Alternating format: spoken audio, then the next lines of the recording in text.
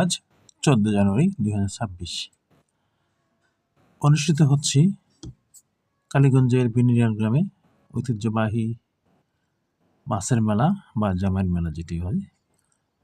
250 বছরের ইতিহাস ঐতিহ্যের অংশ হিসেবে অনুষ্ঠিত হতে যাচ্ছে কালীগঞ্জের জাঙ্গালী ইউনিয়নের বিনিরিয়ান গ্রামে। চলুন মেলা থেকে ঘুরে আসি।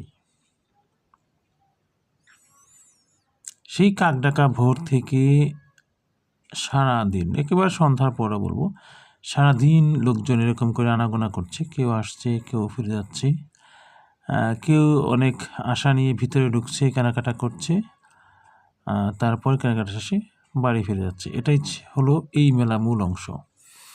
একেবারে সেই কাকডাকা ভোর থেকে কেনাকাটা শুরু হয়ে সারাদিন চলে, রাত অবধি চলে। এখানে জেনারেটরের লাইন টানা আছে, যেটি দিয়ে রাতেও বেচাকিনি করা সম্ভব। তো বর্তমানে সামাজিক যোগাযোগ মাধ্যমের বদৌলতে এটি কিন্তু সারা দেশে ছড়িয়ে পড়েছে এই জামাই মেলা। এর প্রধান আকর্ষণ হলো বিশাল সাইজের বড় বড় মাছ। সেটি সাগর, নদী, বিল, খালবিলের প্রচুর মাছ। তো আমরা মেলার ভিতরে ঢুকে গেছি। তো দেখুন, আমরা প্রথমত দেখব মাছের মূল যেটি আছে মেলার, সেই মাছের অংশটুকু। তারপর পুরো মেলা আমরা আস্তে আস্তে ঘুরে দেখব। তো এভাবেই চলছে বিশাল সাইজের বিভিন্ন মাছ। কেউ দেখছে, কেউ কিনছে, কেউ দরদাম করছে। পছন্দ হলে কেউ আস্ত মাছ নিয়ে যাচ্ছে, আবার কেউ মাছ কুটেও নিয়ে যাচ্ছে। এখানে মাছ কেটে নিয়ে যাচ্ছে। বড় এটি হলো শাপলা পোতা মাছ, যেটিকে আমরা দেখতে পাচ্ছি কেটে বিক্রি করছে কেজি হিসাবে।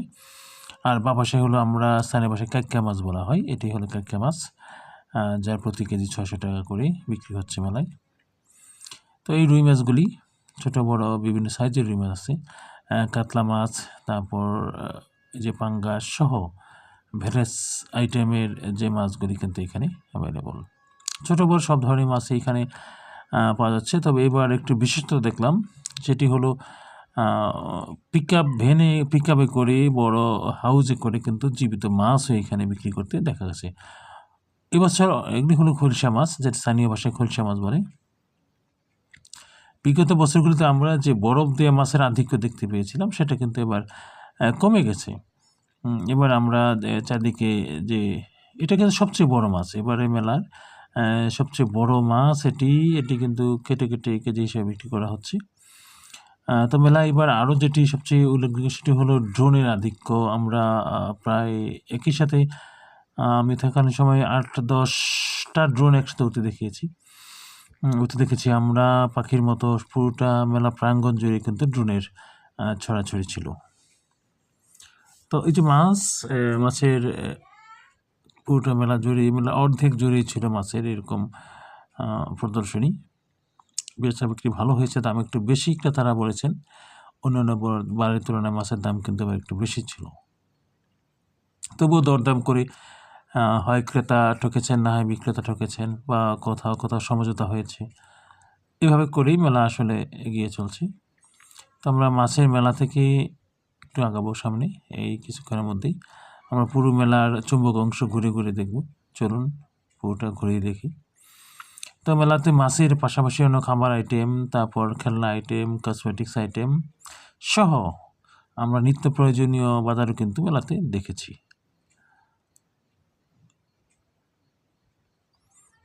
তো মাছের আইটেম যেমন ছিল অনেক, তেমনই ফুড আইটেমও কিন্তু কমতে ছিল না। ভেরিয়াস আইটেমের ফুচকা, চটপটি, এই যে এটাকে আমি যেটা বলছিলাম, পিকআপ ভ্যানে করে যে জীবিত মাছ যেটা নিয়ে আসা হচ্ছে, পানির ট্যাঙ্কের মতো যে ট্যাঙ্ক আছে ওগুলোর ভিতর করে কিন্তু এবার জীবিত মাছ আমরা কিন্তু দেখেছি মেলাতে। তো আমরা মেলার মাছের অংশ থেকে এবার ফুড আইটেমের দিকে যাচ্ছি। এখানে ভেরিয়াস আইটেমের ফুড আইটেম যেগুলি দেদারচে বিক্রি হচ্ছে, যেটা আমরা তিলা, কদমা নামে চিনি, তারপর নিমকি, জিলাপি, মোরালি সহ। এটা হচ্ছে শোপিস আইটেম। এগুলিতে বিশাল কয়েকটা গলিতেই কিন্তু ছিল এই শোপিস আইটেমগুলি।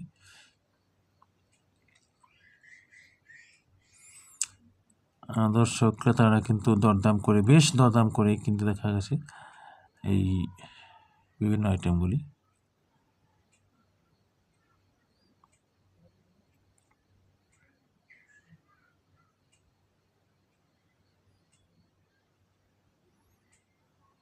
এগুলি কাঠের আইটেম, ব্যবহার্য, প্রতিদিনের ব্যবহার্যের জন্য কাঠের যে আইটেমগুলি সেগুলি এটি।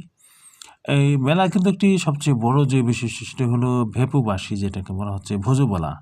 আমরা দক্ষিণ আফ্রিকা যখন বিশ্বকাপ হয়েছিল সেই ভুজুবলাটা কিন্তু এই মেলার প্রধান। আমরা দেখেছি কান ঝালাপালা করে দেওয়ার মতো অবস্থা, সারাক্ষণ মেলা প্রাঙ্গণ উজ্জীবিত করে রাখা।